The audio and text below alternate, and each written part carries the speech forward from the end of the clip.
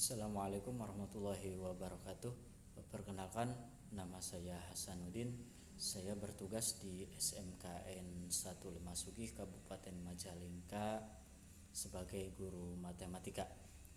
Nah, masalah yang akan saya ambil di bulan ini adalah masalah tentang siswa yang menggunakan HP ketika pembelajaran dilaksanakan. Banyak guru yang mengeluh tentang keadaan siswa tersebut, padahal siswa tersebut tidak diberikan tugas yang ada kaitannya dengan penggunaan HP gitu. Nah,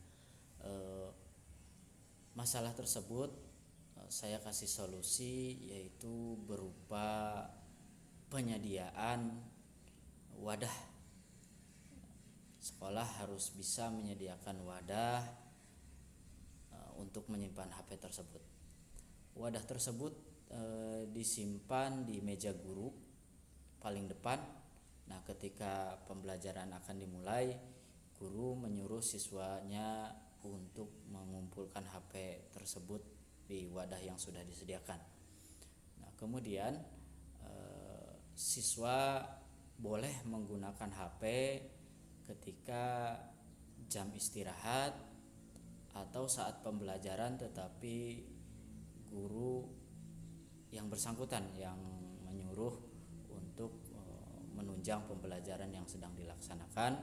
Kemudian terakhir jam pulang itu siswa boleh mengambil HP tersebut.